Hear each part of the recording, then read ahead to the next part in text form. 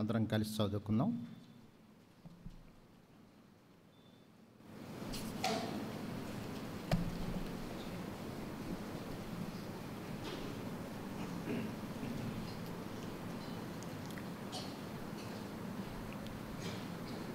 నేను క్రీస్తుతో కూడా సిలువేయబడి ఉన్నాను. ఇకను జీవించువాడను నేను కాను, క్రీస్తే నా యందు జీవించుచున్నాడు. నేనిప్పుడు శరీరమందు జీవించుతున్న జీవితము నన్ను ప్రేమించి నా కొరకు తాను అప్పగించుకున్న దేవుని కుమారుని యందలి విశ్వాసం వలన జీవించుచున్నాను. ప్రార్థన చేసుకుందాం.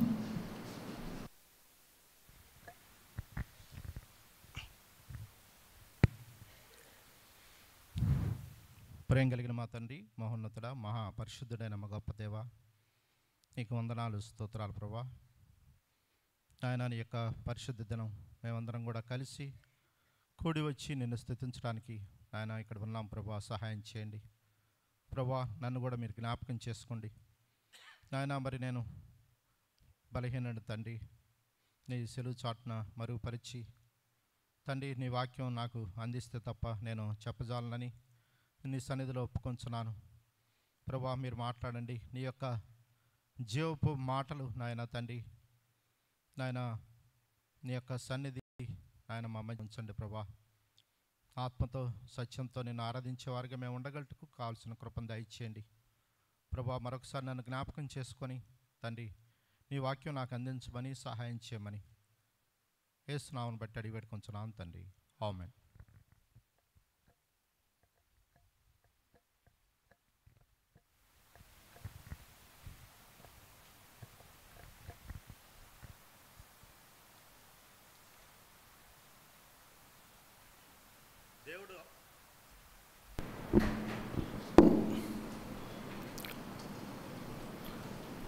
యోహాను సువార్త మనం చూసినట్లయితే 4వ అధ్యాయము. దేవుడు ఆత్మ గనక ఆయన ఆరాధించేవారు ఆత్మతో సత్యంతో ఆరాధించాలి. మనం ఆయన్ని ఆరాధించినప్పుడు ఆయన యొక్క సన్నిధి మన మధ్య ఉంటుంది. By worship the lord we are inviting the lords amongst midst us. మనం దేవుణ్ణి ఆరాధించడం ద్వారా దేవుని యొక్క సన్నిధిని మన మధ్యకి ఆహ్వానించిన వారం అవుతాం. కీర్తనలు 22వ అధ్యాయం వరకు మనం చూసినట్లయితే కీర్తనలు 22:3 అందరం కలిసి చదివినట్లయితే,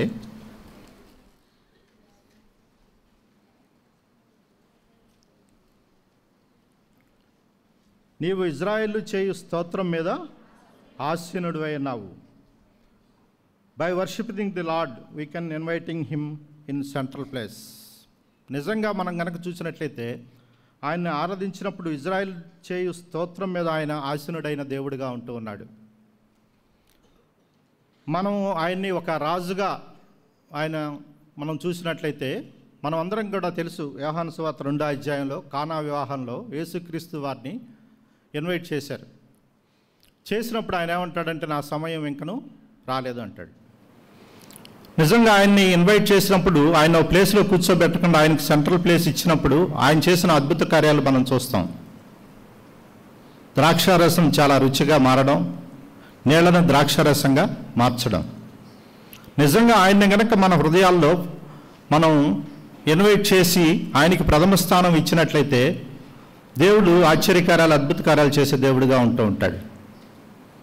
నిజంగా మనం ఆయన్ని ఆరాధించినప్పుడు ఆయన మన యొక్క స్తుతుల మీద ఆసీనుడైన దేవుడిగా ఉంటూ ఉన్నాడు. మనం చూసినట్లయితే నిజంగా మరి ఆయన్ని ఆత్మతో సత్యంతో ఆరాధించవలసిన వారై ఉన్నాం.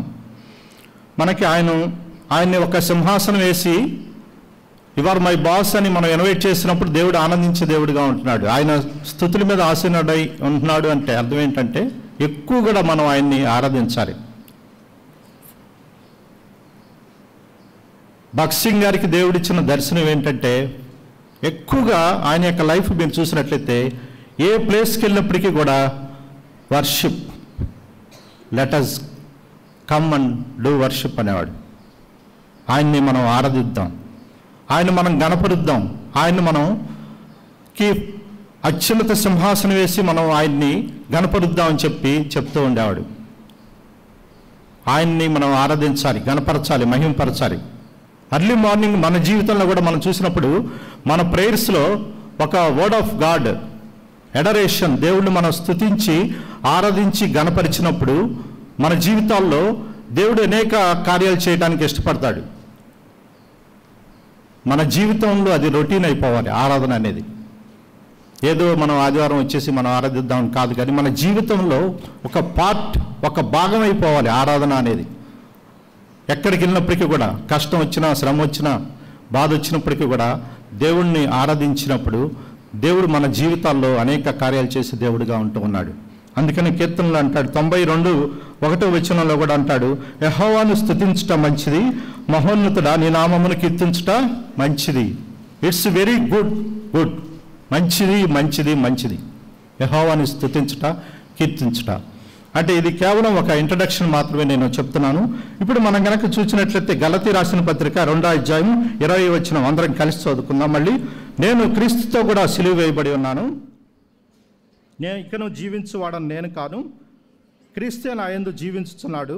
నేను ఇప్పుడు శరీరమందు జీవించుచున్న జీవితం నన్ను ప్రేమించి నా కొరకు తను తాను అప్పగించుకున్న దేవుని కుమారునిందు విశ్వాసం వలన జీవించుచున్నాను. ఇక్కడ కనుక మనం చూసినట్లయితే అపోస్తుడైన పౌలు ఈ గలతీయులకు రాస్తూ ఏమంటాడంటే, the sun of God who loved me and gave him life. ఆయన నన్ను ప్రేమించి నా కొరకు తను తాను అప్పగించుకున్నాడు. ఇక్కడ ఏమంటాడంటే, నన్ను ప్రేమించి నా కొరకు తను తాను అప్పగించుకున్న దేవుని కుమారునిందు విశ్వాసం వల్ల నేను జీవించుతున్నాను. ఇక్కడ మనం చూసినట్టయితే పౌలు గలతీయులకు రాస్తూ తన పర్సనల్ ఎక్స్పీరియన్స్, ఆయన నన్ను ప్రేమించాడు, నా కొరకు తను తాను అర్పించుకున్నాడు. ఇక్కడగా వాస్తవంగా చెప్పాలంటే ఈ 20th వర్సెస్ చూసినట్లయితే ఈ క్రిస్టియానిటీని మొత్తాన్ని కూడా ఒక సెంటెన్స్ వరుసలో మాట్లాడాలంటే, క్లుప్తంగా చెప్పి సారాంశంగా చెప్పాలంటే, నన్ను ప్రేమించి నా కొరకు తను తాను అప్పగించుకున్నాడు. He gave his life, he loved me. నన్ను ప్రేమించాడు, సిలువలో చనిపోయాడు. It's enough.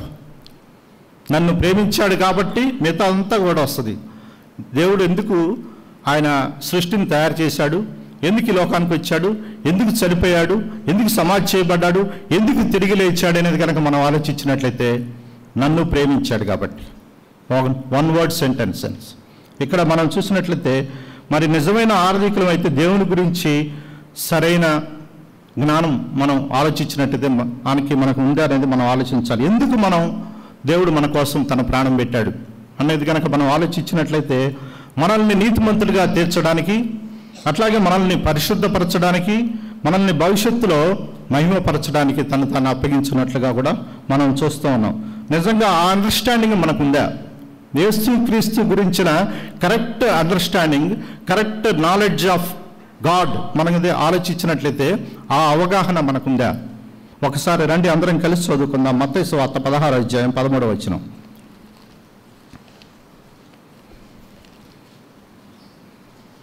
యేసు ఫిలిప్పుదైన కైసరయ ప్రాంతమునకు వచ్చి, మనుష్య కుమారుడు ఎవడని జనులు చెప్పుకొనుచున్నారని తన శిష్యులను అడగగా, వారు కొందరు బాప్తిసమిచ్చు యోహాననియు, కొందరు ఏలియానియు, కొందరు ఇర్మియా అనియు, లేక ప్రవక్తల్లో ఒకడనియు చెప్పుకొనుచున్నారండి.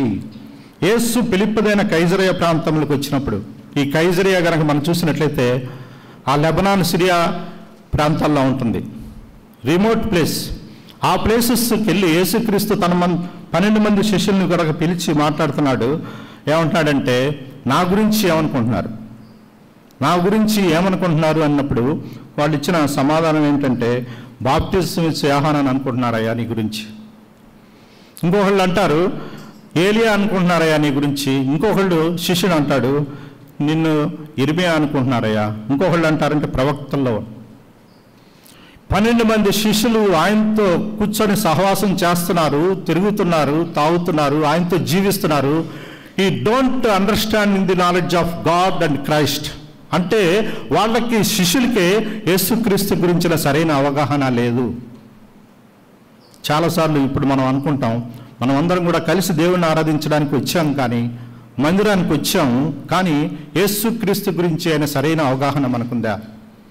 12 మంది శిష్యులకున్న అండర్స్టాండింగ్ ఒకటి, పేతురుకున్న అండర్స్టాండింగ్. పేతురు ఏమంటున్నాడు? రండి ఇక్కడ చదువుదాం, 17వ వచనం. 15 మీరైతే నేను ఎవరినని చెప్పుకుంటున్నారని వారిని అడిగిన అందుకు సీమోను పేతురు, నీవు సజీవుడగు దేవుని కుమారుడైన క్రీస్తువు, you are living son of God, నీవు సజీవుడైన దేవుని కుమారుడైన క్రీస్తు. 12 మందిలో ఒక పేతురికే ఆ యొక్క అండర్స్టాండింగ్ గ్రహింపు ఉంది యేసుక్రీస్తు గురించి. 11 మంది శిష్యులకి లేదు. ఆయన గురించి సరైన అవగాహన ఉన్నప్పుడు మనం ఆత్మతో సత్యంతో మనం ఆరాధించగలం. ఆయన గురించి సరైన అండర్స్టాండింగ్ మనం ఆలోచించినప్పుడు నిజంగా ఆయన ఆ ప్రవక్త ఈ ప్రవక్త. కొంతమంది ఎట్లా చూస్తారంటే ఆయన స్వస్థపరిచేవాడు, ఆయన స్వస్థపరుస్తాడు కాబట్టి మన మంగళవారం ఆయన స్వస్థపరుస్తాడు కాబట్టి గురువారం ప్రేయర్స్కి వస్తే దేవుడు స్వస్థపరుస్తాడు. It's enough. ఆయన ఒక బోధకుడు. కొంతమంది ఏం చేస్తారంటే ప్రభా ఏదో 2 తలంపులు ఇవ్వు, అక్కడ వాక్యం చెప్పుకుంటాను. He is a preacher. కానీ యేసుక్రీస్తు గురించి సరైన అవగాహన వచ్చినప్పుడు పేతురుకి ఏమంటాడంటే నీవు సజీవుడైన దేవుని కుమారుడివి, you are son of living God, నీవుడి దేవుని యొక్క కుమారుడివి.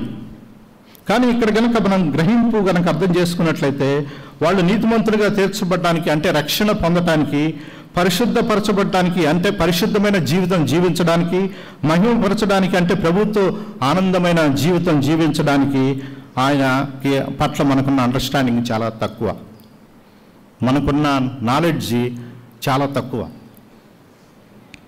దేవుడు అనంత జ్ఞాని. మనం అక్కడ పరలోకంకి వెళ్ళినప్పుడు కంటిన్యూస్గా వర్షిప్పే ఉంటుంది, ఆరాధన ఆరాధన ఆరాధన. అక్కడ అంతసేపు ఏం చేస్తాం అనేది కనుక ఆలోచించినట్లయితే ఆయన గురించి ఆ ఎటర్నిటీలో ఆ ఇన్ఫైనట్ గాడ్ గురించి ఆలోచిస్తున్నప్పుడు కొత్త కొత్త క్వాలిటీస్ అన్ని తెలుస్తున్నప్పుడు ప్రభా నువ్వు ఇటువంటి వాడివా, ఇంత గొప్ప దేవుడివా, నేను ఆలోచించలేదయ్యా భూమి మీద అన్న మనం ఆలోచించినప్పుడు దేవుడిని కంటిన్యూస్గా ఆరాధిస్తూ ఉంటాం. ఆయన గురించి మనకున్న అండర్స్టాండింగ్ కనుక మనం ఆలోచిస్తే దేవుడు ఆ లోకమును ఎంతో ప్రేమించును. యోహాను 3:16 ఏముందంటే దేవుడు లోకమును ఎంతో ప్రేమించును కాగా తన అద్వితీయ కుమారుని యందు విశ్వాసించు ప్రతి వాడు నశింపక నిత్య జీవం పొందినట్లు దేవుడు ఆయన్ని మనకి అనుగ్రహించును. It's a common statement to all. దేవుడు లోకాన్ని ఎంతో ప్రేమించాడు. It's general statement. కాగా తన అద్వితీయ కుమారుని విశ్వాసించు ప్రతి వాడు నశింపక నిత్య జీవం పొందినట్లు దేవుడు. కానీ ఇక్కడ ఆ జనరల్ స్టేట్మెంట్ని పౌలు ఏం చేసుకుంటున్నాడు, తన ఓన్గా అప్లై చేసుకుంటున్నాడు. నన్ను ప్రేమించాడు, నా కొరకు తను తాను అర్పించుకున్నాడు. లోకాన్ని ఎంతో ప్రేమించాడు కరెక్టే, కానీ ఈ దేవుడు నాకేం చేశాడు, నన్ను ప్రేమించాడు, నా కొరకు తను సిలువలో సమర్పించుకున్నాడు, నా కొరకు చనిపోయాడు, నా కొరకు సమాధి చేయబడ్డాడు, నా కొరకు తిరిగి లేచాడు, నా కొరకు పరలోక రాజ్యాన్ని సిద్ధపరిచాడు. ఇది పౌలు యొక్క అండర్స్టాండింగ్. పౌలు అంతకుముందు రాస్తాడు, పూర్వం దోషకుడిని హింసకుడిని అయోగ్యుడినైన నన్ను తన పరిచర్యకు నమ్మకంగా ఇచ్చినందుకు దేవునికి నేను కృతజ్ఞతాస్తుతులు చెల్లించుతున్నాను. అటువంటి పౌలు దేవుడి పట్ల సరైన అండర్స్టాండింగ్కి వచ్చాడు. వచ్చి ఏమంటున్నాడంటే నన్ను ప్రేమించాడు, నా కొరకు సమర్పించుకున్నాడు, నా కొరకు తన ప్రాణం పెట్టాడు అని అపోస్తుడైన పౌలు ఇక్కడ తాను అండర్ చేసుకున్నట్లుగా కూడా మనం చూస్తూ ఉన్నాం. తన యొక్క పర్సనల్ వ్యక్తిగతంగా తను ఆ స్టేట్మెంట్ ఇస్తున్నాడు. చారిత్రకంగా మరి హిస్టారికల్ స్టేట్మెంట్ని తన యొక్క వ్యక్తిగత జీవితాలకి అప్లై చేసుకున్నట్లుగా కూడా చూస్తాం. It's a God's love. ఇది దేవుని యొక్క ప్రేమ, ఇది దేవుని ప్రేమ. రండి మనం చూసినట్లయితే ఎఫిషియన్స్ 3rd chapter 17-19 ఎఫిషియన్కి రాసిన పత్రిక 3వ అధ్యాయం 17-19 అందరం కలిసి చదువుదాం.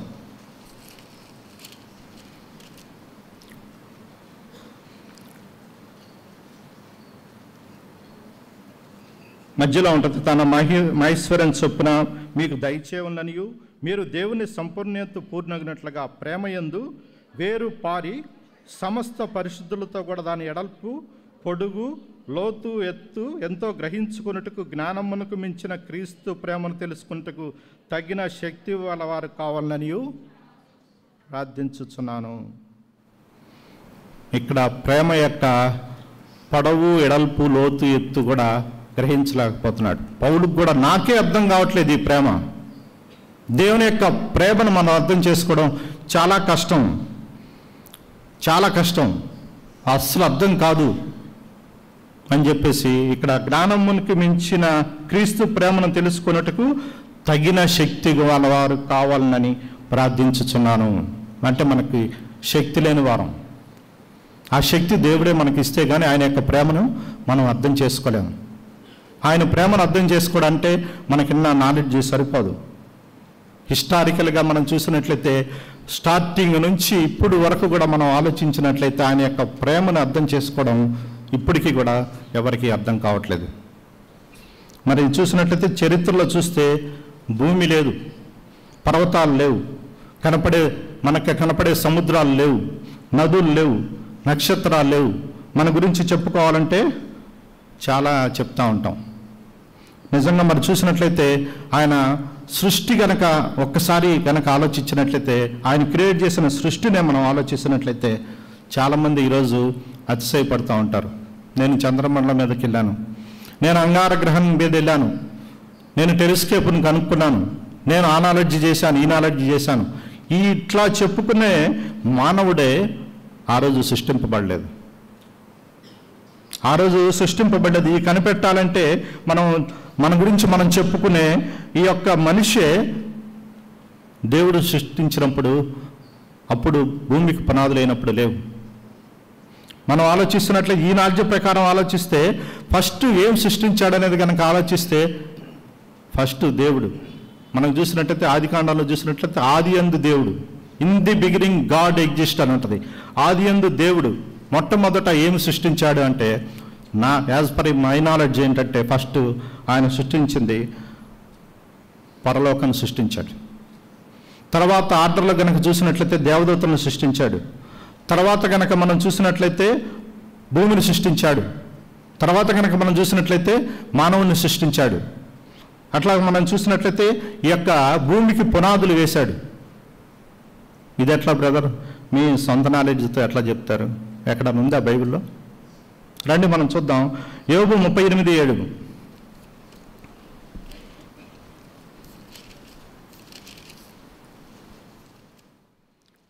ఉదయ నక్షత్రమును ఏకముగా కూడి పాడినప్పుడు దేవదూతలందరూ ఆనందించి జయధ్వనులు చేసినప్పుడు దాన్ని మూలరాతిని వేసిన వాడెవడు? ఈ foundation stones of the earth వేసినప్పుడు అంట, ఉదయ నక్షత్రము ఏకంగా కూడి పాడినప్పుడు దేవదూతలందరూ కూడా పాటలు పాడుతూ ఉన్నారు. బెర్షెబా పునాదులు వేసినప్పుడు వచ్చినప్పుడు మనం అందరం కూడా ఆ మూల కార్నర్లో ఫౌండేషన్ స్టోన్స్ వేసినప్పుడు దేవుణ్ణి ఆరాధిస్తూ దేవుణ్ణి పాటలు పాడుతూ మనం ప్రైజ్ అండ్ వర్షిప్ చేశాం. అట్లాగే దేవుడు ఆ యొక్క ఫౌండేషన్ స్టోన్స్ వేసినప్పుడు భూమికి దేవదూతలు పాటలు పాడారు. ఉదయ నక్షత్రములు ఏకంగా కూడి పాటలు పాడినాయి. ఏబుకి దేవుడు బ్యాక్ టు బ్యాక్ 80 క్వశ్చన్స్ వేస్తాడు. భూమికి పునాదులు వేసినప్పుడు నువ్వు ఎక్కడ ఉన్నావు? సముద్రంకి నేను పునాదులు వేసినప్పుడు, దానికి ఆనకట్టలు వేసినప్పుడు నువ్వు ఎక్కడ ఉన్నావు? ఏం చెప్తున్నావు నీ గురించి నువ్వు? ఒక్కొక్క క్వశ్చన్కి మైండ్ బ్లోయింగ్, అసలు అర్థం కాదు ఏబుకి దేవుడు వేసే క్వశ్చన్స్కి. ఈరోజు మనం కూడా ఆలోచిస్తున్నట్లయితే భూమికి పునాదులు వేసినప్పుడు మనం ఎక్కడున్నాం?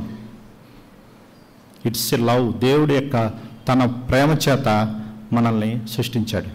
అట్లాగే మనం చూసినప్పుడు ఫస్ట్ హెవెను పరలోకాన్ని సృష్టించాడు, తర్వాత దూతలను సృష్టించాడు, తర్వాత 6 days క్రియేషన్లో కూడా చూసినట్లయితే మనం ఉన్నట్లుగా కూడా మనం చూస్తాం. ఇన్ ది బిగినింగ్లో దేవుడు ఎట్లా ఏం చేస్తున్నాడంటే ఆయన నీ గురించి నా గురించి ఆలోచిస్తూ ఉన్నాడు.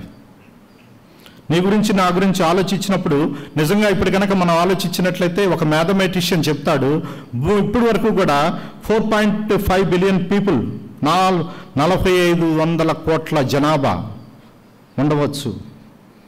కానీ దేవుడు నీ గురించి నా గురించి కూడా ఆలోచిస్తున్నాడు.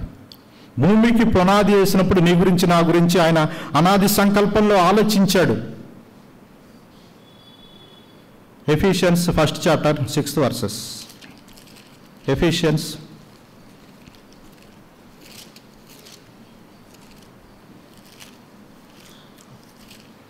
రాసిన పత్రిక 1వ అధ్యాయము 6వ వచనం. ప్రియుని యందు తాను ఉచితంగా మనకు అనుగ్రహించిన తన కృపా మహిమకు కీర్తి కలిగినట్లు తన చిత్త ప్రకారమైన దయా సంకల్పం చొప్పున యేసుక్రీస్తు ద్వారా తనకు కుమారులుగా స్వీకరించుటకే మనల్ని ముందుగా తన కోసం నిర్ణయించుకొని మనము తన ఎదుట పరిశుద్ధులము నిర్దోషులమై ఉండవలనని జగత్తు పునాది వేయబడకముందే ప్రేమ చేత ఆయన క్రీస్తులో మనల్ని ఏర్పరచుకొనెను. జగత్తు పునాది వేయబడకముందే ఆయన నిన్ను నన్ను చూశాడు. జగత్తు పునాది వేయబడకముందే ఆయన నీ గురించి నా గురించి ఆలోచించాడు. నా కుమారుడు నా కుమార్తె ఇలా ఉండాలి అని. చాలాసార్లు ఇప్పుడు 50 years దాటిపోతేనే మనకు మతిమరుపు. కరోనా వచ్చిన తర్వాత ఆల్జీమర్స్, డిమోన్షియా, మతిమరుపు ఎక్కువ వస్తూ ఉంటుంది. అంతదాకిందుకు మనం చదివిన 10th class స్టూడెంట్స్ మన ఫ్రెండ్స్ గురించి మన పేర్లు మనం చెప్పలేం. ఇంటర్మీడియట్లో మనం చదువుకున్న మన ఫ్రెండ్స్ ఎంతమంది ఉన్నారు వాళ్ళ పేర్లు మనం చెప్పలేం. మనం 10-12 years నుంచి 10-15 years నుంచి బేర్షబాకు వస్తున్నా కూడా మన మందిరంలో ఎంతమంది ఉన్నారో వాళ్ళ పేర్లు కూడా మనం చెప్పలేము. కానీ గాడ్స్ లవ్, జగత్తు పునాది వేయబడక ముందే దేవుడు నిన్ను నన్ను చూచి ఏర్పరచుకొని తన ఎదుట నిర్దోషులుగా పరిశుద్ధులుగా ఉండటానికి ఆయన జగత్తు పునాది వేయబడక ముందే నిన్ను నన్ను చూచాడు. ఇది ప్రేమ. ఇట్స్ గాడ్స్ లవ్, దేవుని యొక్క ప్రేమ. అందుకని అంటాడు పౌలు, నన్ను ప్రేమించి నా కొరకు తను తాను అర్పించుకున్నాడు. ఈ దేవుని యొక్క ప్రేమను కొలవటానికి మనకి సరిపోదు. ఈ యొక్క దేవుని ప్రేమను గురించి ఆలోచించడానికి మనకి యొక్క జ్ఞానము సరిపోదు. ఒకసారి మనం కనుక ఆలోచించినట్లయితే రండి, ఆదికాండము 1వ అధ్యాయము దేవుడు మన పట్ల ఏ విధంగా సంకల్పించాడు అనేది కనుక మనం చూసినట్లయితే 1:26, దేవుడు మన స్వరూపమందు మన పోలిక చొప్పున నరులను చేయదము, వారు సముద్రపు చేపలను, ఆకాశ పక్షులను, పశువులను, సమస్త భూమి మీద ప్రాకు ప్రతి జంతువును ఏలుదురు కాకని పలికెను. దేవుడు మన స్వరూపమందు మన పోలిక చొప్పున సూర్యుడిని కలుగును గాక అంటే కలిగాడు, చంద్రుడిని కలుగును గాక అంటే కలిగాడు, నక్షత్రాలు కలుగును గాక అంటే కానీ ఇక్కడ దేవుడు ఏం చేశాడంటే మనల్ని ఆకాశ పక్షుల వలె, పశువుల వలె, జంతువుల వలె కాకుండా తన పోలిక చొప్పున, తన ఇమేజ్, నా ఆలోచనలు ఉండాలి, నా తలంపులు ఉండాలి, నా ఇమేజ్ ఉండాలని చెప్పేసి నరుని తన స్వహస్తాలతో ఆయన నిర్మించినట్లుగా చూస్తున్నాం. ఇది దేవుని యొక్క ప్రేమ. చాలాసార్లు మనం అనుకుంటాం, క్యాజువల్గా అనుకుంటాం, కానీ దేవుడు ఇనిషియేషన్ తీసుకొని తను మాత్రమే ఇక్కడ. అట్లాగే 27వ వచనంలో దేవుడు తన స్వరూపందు నరుని సృజించను, దేవుడు స్వరూపమందు వాని సృజించను, స్త్రీని గాను పురుషుని గాను వాని సృజించను. అట్లాగే నేల మట్టితో నరుని నిర్మించి తన నాసికారంధ్రములో జీవవాయువుదిగా నరుడు జీవాత్మ అయిను. దేవుడు తన స్వహస్తాలతో, ఇక్కడ మనం ఆయన కలుగును గాక నోటితో పలికాడు, కానీ మానవులైన మనల్ని ఏం చేశాడంటే తన స్వహస్తాలతో తన యొక్క ఇమేజ్ ప్రకారం తను సృష్టించినట్లుగా కూడా మనం చూస్తాం. ఇక్కడ కనుక మనం ఆలోచించినట్లయితే ఆయన యొక్క అద్భుతమైనగా మనం సృష్టించాడు, తన పోలిక చొప్పున సృష్టించిన దేవుడిగా ఉంటున్నాం. అట్లాగే మనకి సాటి అయిన వారెవరు లేరు.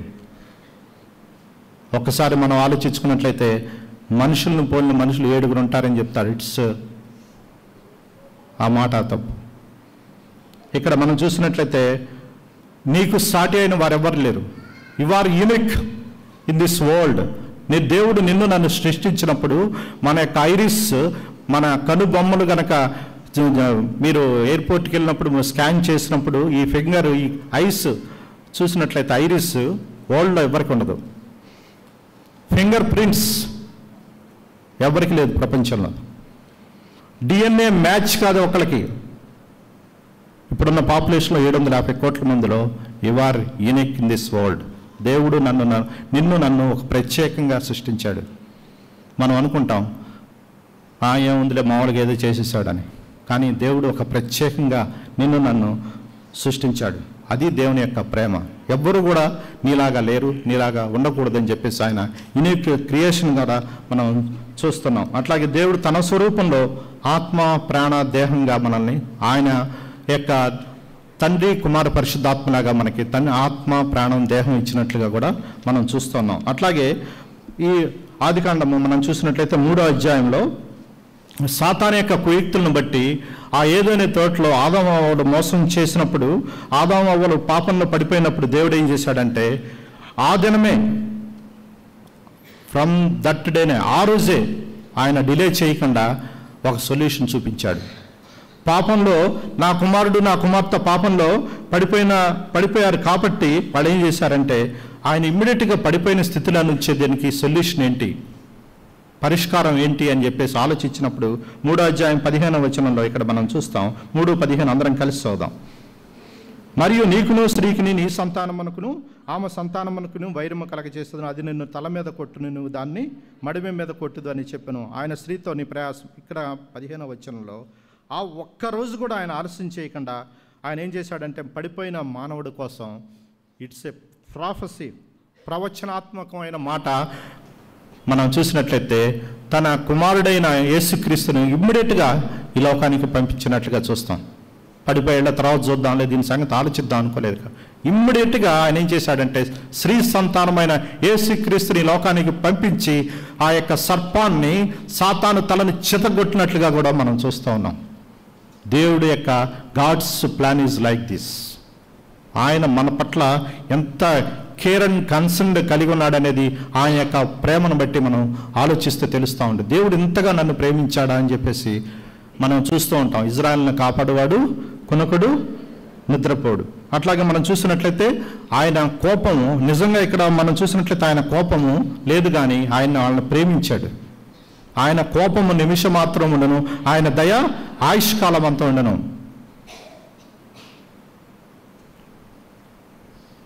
రీసెంట్గా భూకంపం వచ్చింది.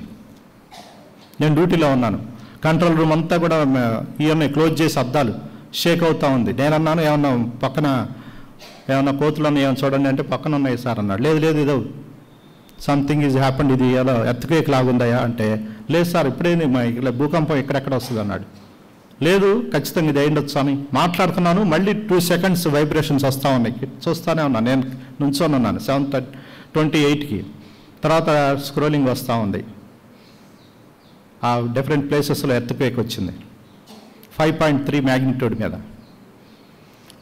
ఆయన కోపము నిమిషం మాత్రం ఉండను, ఆయన దయ ఆయుష్కాలవంతుండను. ఓన్లీ 3 seconds భూమి కంపించినప్పుడే 5.3 మీద మానవులు గడగడ వణికిపోయారు. కానీ more than 6 వచ్చినప్పుడు 1 minute కనుక ఆయన యొక్క ఉగ్రతకు పాత్రలైతే ఈరోజు మనం ఉండం భూమి మీద. It's love of God. దేవుని యొక్క ప్రేమను మనం అర్థం చేసుకోరా. ప్రభువా ఇంత ప్రేమ గల దేవుడివా నువ్వు ఇంతగా ప్రేమిస్తున్నావా? యెహోవా తన యందు భయభక్తులు గల వారిని కాపాడును, భక్తిహీనులను ఆయన సంహరించును. తన యందు భయభక్తులు గల వారి చుట్టూ ఆయన దూతలు కావలండి వారిని సంరక్షించును. ఈరోజు మనం సజీవ లెక్కలో ఉన్నామంటే దేవుని యొక్క కృప కాపుదల. విలాపవాక్యాలు 3:22-23లో నేను ఎప్పుడు చెప్తూ ఉంటాను, అనుదినము ఆయన వాత్సలత ఎడతెగక మన మీద నిలుచుచున్నది కనుక మనం నిర్మూలం కాకే అన్నాము. ఎంతైనా నీవు నమ్మదగిన దేవుడు. మన పాపాలను బట్టి మనకు ప్రతీకారం చేయలేదు, మన దోషాలను బట్టి మనకు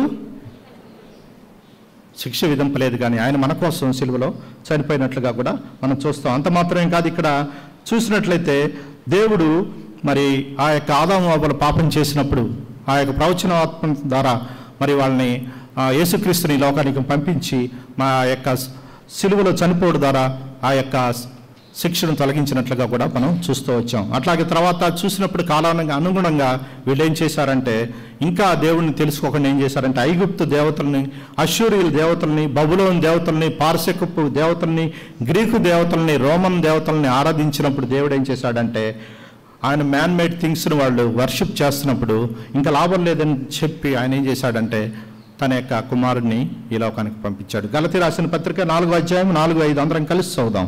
గలతీ రాసిన పత్రిక 4వ అధ్యాయము 4-5.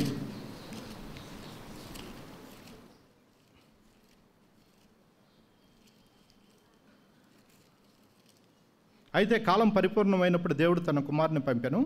ఆయన స్త్రీయందు పుట్టి మనము దత్తపుత్రులను కావాలని ధర్మశాస్త్రముకు లోబడిన వారిని విమోచించుటకే ధర్మశాస్త్రమునకు లోబడిన వారమైన 8వ వచనం. ఆ కాలం మంది అయితే మీరు దేవుని ఎరగని వారై నిజము దేవుళ్ళు కాని వారికి దాసులై ఉంటిరి. కాలం పరిపూర్ణమైనప్పుడు దేవుడు తన కుమారుడైన యేసుక్రీస్తుని ఈ లోకానికి పంపించాడు. యేసుక్రీస్తుని తన కుమారుడిని పంపించాడు. ఆయన సిలువలో తను బలియాగము చేయడం ద్వారా ఆయన ఇక్కడ కనుక మనం చూసినట్లయితే యోహాను సువార్త 1వ అధ్యాయం 14వ వచనంలో అందరం కలిసి చదువుదాం. ఆయన మన మధ్య నివసించను అన్నట్లుగా కృపాసత్య సంపన్నుడిగా ఆయన మన మధ్య నివసించాడు. మన కోసం ఆయన ప్రాణం పెట్టాడు. ఆయన మన కోసం నిత్యజీవం ఇవ్వడానికి తను తాను తగ్గించుకొని ఇచ్చాడు. ఫిలిప్పీ రాసిన పత్రికల 2వ అధ్యాయం మీరు చదవక్కర్లేదు.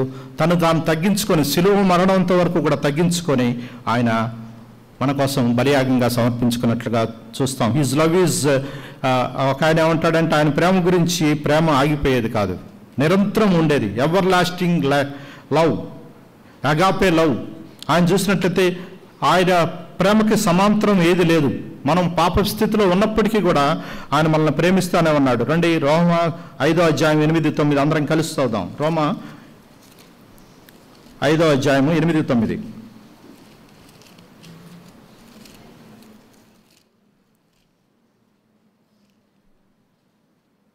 రోమా 5వ అధ్యాయము 8, 9.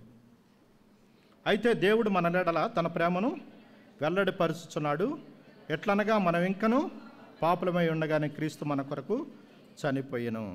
మన ఎడల తన ప్రేమను ఇక్కడ వెల్లడిపరుచుచున్నాడు. ప్రెజెంట్ టెన్స్, స్టిల్ లవ్, ఇప్పటికీ ప్రేమించుచూడే ఉన్నాడు. నిన్న ప్రేమించి నిన్న సాయంకాలం పాపం చేశాడు కదా, నీ మొహం చూడని పోరా, నా ఎదుట నువ్వు ఉండటానికి వీల్లేదని అని కూడా ఆయన ఎప్పుడు కూడా ఆయన ప్రేమను వెల్లడిపరుస్తూనే ఉన్నాడు. మనం ఇంకనూ పాపులమై ఉండగానే క్రీస్తు మన కొరకు చనిపోయాడు. అట్లాగే కిందే ఉందంటే 9వ వచనం, క్రీస్తు మన కొరకు చనిపోయాను కాబట్టి ఆయన రక్తం వల్ల ఇప్పుడు నీతిమంతుడిగా తీర్చబడి మరింత నిశ్చయంగా ఆయన ద్వారా ఉగ్రత నుంచి రక్షింపబడదుము. ఆయన కనుక మనం చూసినట్లయితే మనం అందరం కూడా పాపం చేసి దేవుడు అనుగ్రహించిన మహిమను పొందలేకపోతున్నప్పుడు దేవుడు ఏం చేశాడంటే మనం ఇంకనూ బలహీనమైనప్పుడు దేవుడు మనల్ని ప్రేమించాడు, మన కోసం ప్రాణం పెట్టాడు, సమాధి చేయబడ్డాడు. రండి 1 కొరింథీ రాసిన పత్రిక 15:3.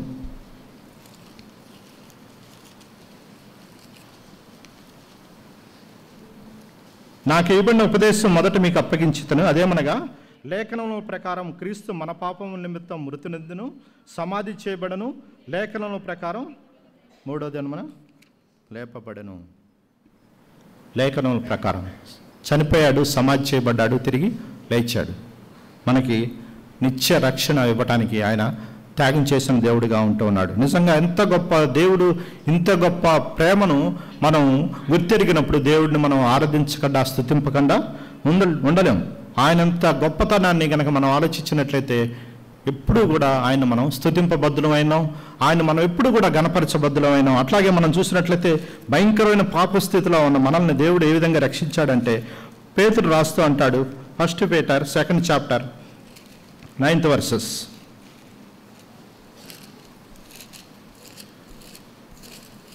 పేతురు రాసిన మొదటి పత్రిక 2వ అధ్యాయము 9వ వచనం.